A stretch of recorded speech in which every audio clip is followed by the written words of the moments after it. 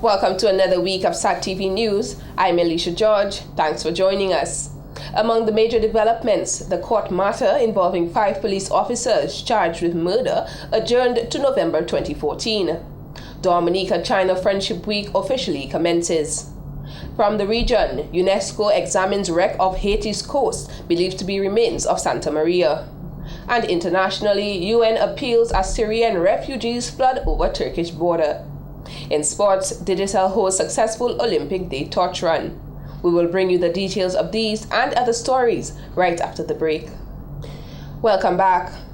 A court matter involving 5 police officers charged with murder has been adjourned to November 24, 2014. 4 males and 1 female police officer were charged with murdering inmate Joshua Etienne of Portsmouth on August 6 while in police custody. That charge, however, has not been read as the matter is before the High Court for judicial review. The 5 accused were scheduled to reappear before Magistrate Bernard Paquette on Monday for review and reporting of the matter. After listening to arguments from one of the defense counsels, Lennox Lawrence, and the prosecution, the matter was adjourned to November. However, September 24, 2014 is the first date set for judicial review. The matter first came up before Magistrate Bernard Paquette on September 22nd, when leave was granted to seek judicial review at the High Court. Leave was granted for judicial review by Justice Errol Thomas on August 26th. 6 families from the community of Silver Lake received the keys to their new homes on Friday. The facility is the first completed complex in a series of apartments under a housing project initiated by the government of Dominica in an effort to provide proper housing facilities for the residents of Silver Lake. Speaking at the handing over ceremony on Friday, Hilarian Jules, government's housing manager, said the replacements of the residents' current homes was seen as necessary. The need for replacement housing in Silver Lake is particularly acute. The physical condition of the longhouses and some of the other units have deteriorated to the point where they are irreparable. Most of the housing units in the community are overcrowded, thus making living conditions difficult. Demolition of old houses and clearing of the site officially began on September 26, 2013. The facility comprises 4 2-bedroom units and 2 1-bedroom units, each complete with bathroom, living and dining facilities, as well as entry porches. Jules also revealed that funding has been secured for the second phase of the project. The government of the Commonwealth of Dominica has, in this fiscal year, provided funding for the second phase of the Silver Lake redevelopment project. We are currently at the stage where tenders have been issued to selected contractors for submission of their bids, with the deadline set for next Wednesday, the 24th of September 2014. According to the housing manager, the implementation stage of Phase 2 will see the demolition of Longhouse Number 1, which is located near the main road. This is to make room for the second apartment complex. The second phase of the project is expected to be completed in 1 year. In the early 1980s, several persons, mainly from the Roseau area, took refuge in the Silver Lake community just on the outskirts of the town after the passage of Hurricane David in 1979. The 2014 Dominica-China Youth Friendship Week officially commenced on Monday with an assembly at the Orion Academy. The week of activities is being celebrated under the theme Celebrating 10 Years of Harmonious Partnership in recognition of the 10-year bilateral relationship between the Commonwealth of Dominica and the People's Republic of China. Speaking at the assembly, Quinn Thomas, principal at the Orion Academy, highlighted the contributions from the Chinese embassy to the academy. For the past 2 years, Orion Academy has had a very close relationship with the Chinese embassy and have experienced an outpouring of support to the young people of Orion, the students. Of course, the former ambassador and also the current ambassador and members of the diplomatic corps at the embassy graced us with their presence at our graduation ceremony both last year and this year, and also awarded scholarships to several well-deserving students. Orion Academy is one of the first schools on the island to introduce a Chinese language course, for which the embassy has provided teaching and learning materials to facilitate the endeavor.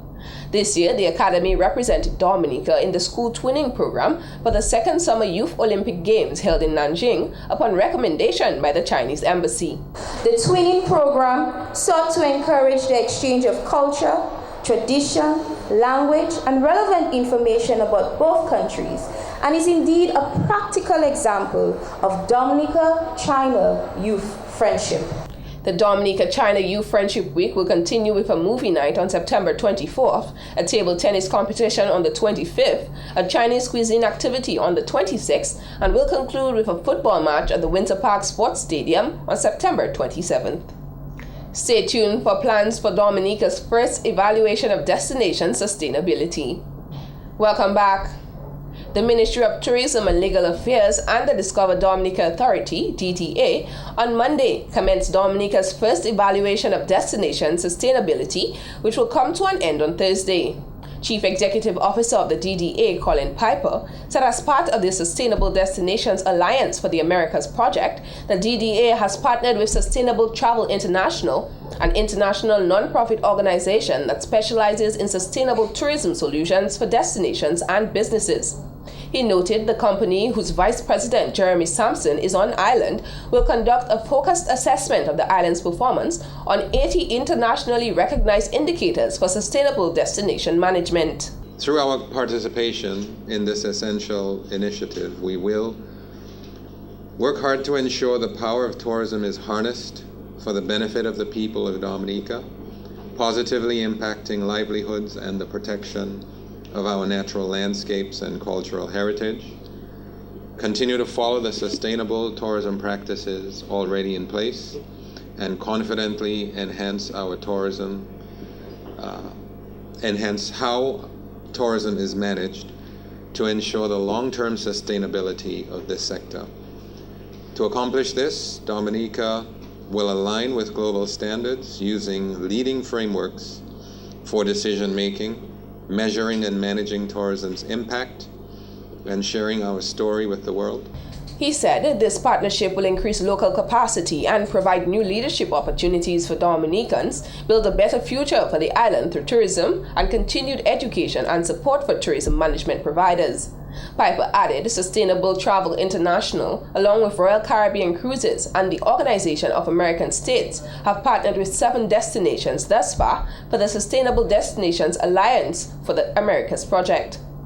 The 2 entities will work with stakeholders and partners within the destinations to understand each country's effort in sustainable tourism. We again are very pleased to be a part of this. It's something that we heard about and we're very anxious to be a part of, and we're happy that in this particular instance that Dominica was a destination selected by Royal Caribbean Cruises to be part of this initial,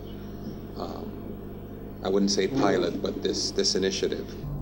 Vice President of Sustainable Travel International, Jeremy Sampson, said this project is important as it aims to utilize sustainable tourism as a positive force for each destination. Our work will include a number of different activities, and we're starting here this week with what we call a rapid sustainable destination diagnostic. It's a quick process where we will work together with stakeholders across the island to perform essentially a snapshot, gain a snapshot of the destination's performance on global sustainability indicators. I want to make clear that this is not an audit. I'm not here to give Dominica a grade or a score or a pass-fail. Instead, this is like I said, a collaborative effort where together we will perform this evaluation and discuss some of the critical issues facing Dominica.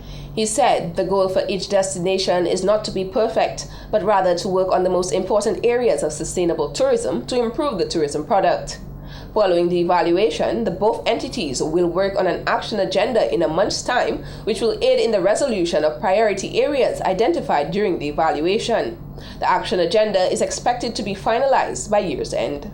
The Vibes group of companies, in addition to the Image 360 and the Ministry of Health, will on September 28th host the inaugural Health and Nature Vibes on Trail, where a number of individuals will engage in a hike on Segment 2 of the Waitukubuli National Trail. According to manager of the Image 360 Corporation, Heston Charles, although Segment 2 is from Soufriere to Belle-Vie-Chaussée, this hike will be carried out in reverse, Belle-Vie-Chaussée to Soufriere. He said this is an activity in observance of Caribbean Wellness Day. The Ministry of Health recently launched a month of activities to commemorate Caribbean Wellness Day. Participants are invited to register with Vice Radio. Registration fee is only $40. We will begin this event, and the event is actually scheduled for the 28th of September 2014. It's a Sunday morning, and we will commence at 5 a.m. The event will engage all participants, and all patrons will gather and converge on the bayfront. Transportation will be provided from the bayfront to Belle Bishopé. Charles said participants in the hike will be treated to fresh fruits, greens, nuts, and coconut water upon arrival at the Sulphur Spring in Soufriere as a means of encouraging healthy eating. So often people, they go to the high-profile events, dinners, seminars, and conferences, and when the menu has fruits on it, people take it for granted. But if you have fruit as part of your daily diet, trust me, you are guaranteed that you will be a healthy person.